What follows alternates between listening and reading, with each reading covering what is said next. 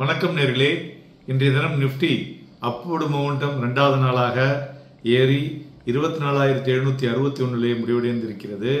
More then about 0.55%. So ஒரு psychological barrier 24,750க்கு மேலே முடிவடைந்திருப்பதும் முக்கிய விஷயம் என்று சொல்லலாம். இந்த மார்க்கெட் ரேலி பார்த்தோம்னா பிரைமர்லி எதனால் சப்போர்ட் பண்ணிருந்து பார்த்தீங்கன்னாக்கா strong performance in pharmaceutical industry and நம்முடைய ஒன்மேன் ஆர்மி ரிலையன்ஸ் இண்டஸ்ட்ரீஸ், இது ரெண்டும் தான் ஒரு பெரிய ஒரு மூமெண்ட் அன்றைக்கி கொடுப்பதற்கு முக்கிய காரணம். அதுபோல் நம்மளுடைய 20-day மூவிங் ஆவரேஜ் அது எபோவ் மேலே ஷார்ட் டேர்ம் மூவிங் ஆவரேஜுக்கு மேலே இன்றைய தினம் சந்தைகள் முடிவடைந்திருப்பதும் குறிப்பிடத்தக்கது. அதுமாரி positive sentiment across the Asian மார்க்கெட்டே இன்றைக்கி பார்க்க முடிஞ்சது. மெயினாக நிறைய விஷயங்கள் இருக்குது. அதில் யூஎஸோட பாண்ட் ஈல்டு குறைந்தது ஒரு முக்கிய காரணம். ஸோ அதனால் மோர் அட்ராக்டிவ், ஒரு என்கரேஜிங் இன்வெஸ்டர்ஸ்க்கு ஒரு எமர்ஜிங் மார்க்கெட்டில் பணத்தை செலுத்துவதற்கு முதலீடு செய்வதற்கு உபயோகமாக இருந்தது. இருந்தாலும் இந்த ஜியோ பொலிட்டிக்கல் டென்ஷன் இருக்குது பார்த்தீங்களா, அண்ட் ட்ரேடு கன்சர்ன் ரெண்டுமே அது நமக்கு ரிஸ்க்கை கொடுத்துக்கிட்டே தான் இருக்குது. இன்னும் அது முடியலை. அப்போ தான் இந்த வாலட்டிலிட்டி குறையும். பட் இருந்தாலும் இன்றைய தினம் நம்ம சந்தைகளில் வாலட்டிலிட்டி இண்டெக்ஸ் 4.25% குறைந்து 15 நிற்கிறது. என்ன நண்பர்களே, நாம் நேற்றைய தினம் சந்தைகளில் இன்றைக்கு வாங்கி விற்கலாம் என்று சொன்னோம். அது பர்ஃபெக்டாக இன்றைக்கி மேட்ச் ஆகிருக்கு பாருங்கள். நீங்கள் நிறைய யூடியூப் சேனல் பார்க்கலாம். ஆனால் உங்களுக்கு என்ன வேணுமோ அதை கிளியராக கொடுக்கக்கூடிய சேனலில் நாங்களும் ஒன்று அப்படிங்கிறதுல பெருமிதப்படுகிறோம். மேலும் இது எல்லாமே மார்க்கெட் என்ன மாதிரியான ரியாக்ஷன்ஸ் ஆக்ஷன்ஸ் இருக்கோ அதை வச்சு தான் சொல்ல முடிய. இது நம்மளுடைய தனி கணிப்பாக அதை எடுக்கக்கூடாது. ஒரு கன்சிக்யூட்டிவாக அதை நம்ம பார்த்துட்டு வரும்போது அதனுடைய அப்டேஷனுக்கு தகுந்த மாதிரி இதில் மாறுங்க. ஓகே, தென் அட்வான்சஸ் 1528, டிக்ளைன்ஸ் 975. மார்க்கெட்டினுடைய பிரெத்தை பார்க்கும் பொழுது ஸோ ஓவராலாக ஏன்னா உங்களுக்கு மிட் கேப் அண்ட் ஸ்மால் கேப்பும் இன்றைக்கி பார்த்தோன்னா ஒரு 0.65% அண்ட் 1% ஏறி இருக்கு. அதனால் பிரெத் ஒரு ஹெல்த்தியாக இருக்குது. ஸோ மேலும் அதேமாதிரி ஸ்டாக்ஸ் அப்பர் லாக் போனதை பற்றி பின்னாடி பேசுவோம். ஸோ அதனால் market breadth is healthy and good positive சென்டிமெண்ட்டோட சந்தைகள் இருப்பதை பார்க்க முடிகிறது.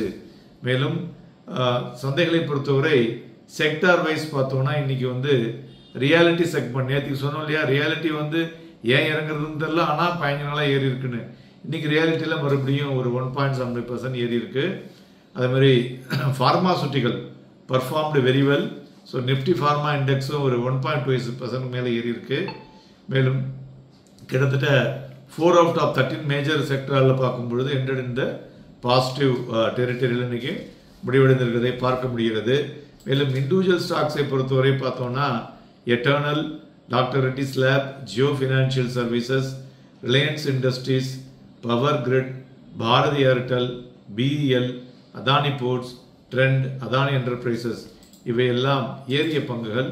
இறங்கின பங்குகளில் பார்த்தோன்னா Bajaj Finserv, Axis bank, TCS, Eicher motor, Hero MotoCorp, Asian paints, JSW steel, Bajaj finance, State Bank of India, Titan இவையெல்லாம் இறங்கிய பங்குகள் என்று சொல்லலாம். மேலும் நமது சந்தைகளில் பார்த்தோம்னா நாளைய தினம் ஆர்பிஐனுடைய கிரெடிட் பாலிசி இருக்குது. அது ரொம்ப ஒரு முக்கியமான விஷயம் என்று சொல்லலாம்.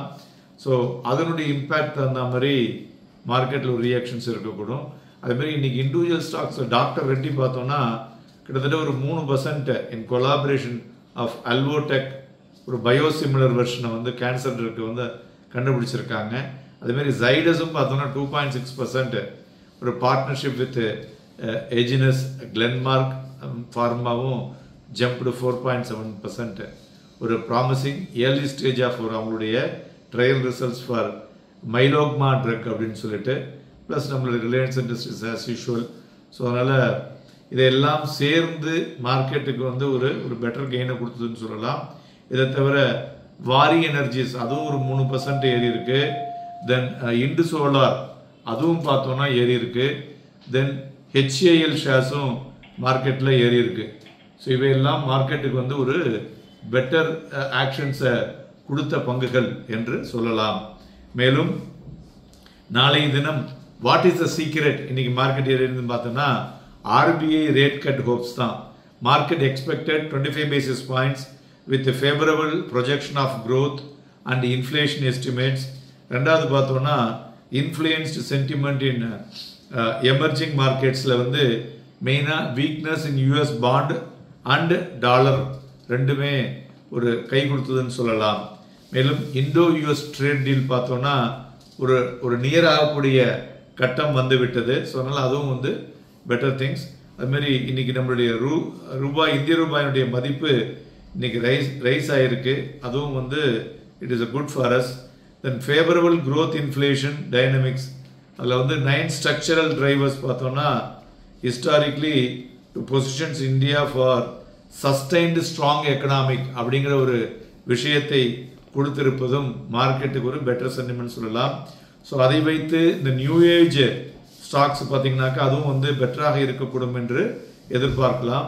இந்த கன்சம்ஷன் ரிவைவல் பார்த்தோம்னா இன் FY26 வந்து பாசிட்டிவாக இருக்கும். அதில் வந்து BFSI அண்ட் ஹெல்த் கேருக்கு ரொம்பவே நன்கு இருக்கும். அதுதான் இன்னைக்கு அந்த துறைகள்லாம் ஏறியதை பார்த்தோம். அதுபோல் மாருதியின் எஸ்கார்ட்ஸ் பார்த்தோம்னா அவங்களுடைய மே சேல்ஸ் டேட்டாக்கு பிறகு அந்த 2 பங்குகள்லையும் ஒரு மொமெண்டம் வந்திருக்கதை பார்க்க முடிஞ்சது. தென் பிளாக் டீலை பொறுத்தவரை பார்த்தோம்னா இன்றைய தினம் Havells, Bosch and Varun beverages இதில் பிளாக் டீல் நடந்துள்ளது. பிரான்ஸ் வந்து பார்த்தோம்னா urges, Brazil, India and China வந்து to apply pressure to stop Russia and Ukraine deal. So அதுவும் வந்து ஒரு positive news to the market அப்படின்னு சொல்லலாம். மேலும் இன்றைய தினம் நிஃப்டியை பொறுத்தவரை பார்த்தோம்னா காலையில் ஓப்பனிங் வந்து 24,691 பெட்டர் ஓப்பனிங் ஆச்சு. அண்ட் டுடேஸ் லோ காலையிலே வந்தது 24,613 அரௌண்ட் ஒரு 920க்கு. அப்புறம் இன்னைக்கு ஹை பார்த்தோம்னா 24,899.85 ஒரு 12 காலுக்கு வந்தது. ஸோ ஹைக்கு லோக்கும் உள்ள டிஃபரன்ஸ் பார்த்தோம்னா கிட்டத்தட்ட ஒரு 286 புள்ளிகள் டிஃபரன்சஸ் இருக்கு. அப்புறம் நிஃப்டி ஃபியூச்சரும் பார்த்தோம்னா இன்னைக்கு above average 79 lakhs, but bank Nifty below average 10 lakhs கீழே இருக்கு. நண்பர்களே, நாளைய தினம் ஆர்பிஐ கிரெடிட் பாலிசி இருக்கிறதுனால மார்க்கெட் வாலடைல் மூவ் இருக்கக்கூடும் என்று எதிர்பார்க்கலாம். அதனால வாங்கி விற்பதற்கும் விற்று வாங்குவதற்கும் ஏதுவாக இருக்கக்கூடும். Happy and profitable day.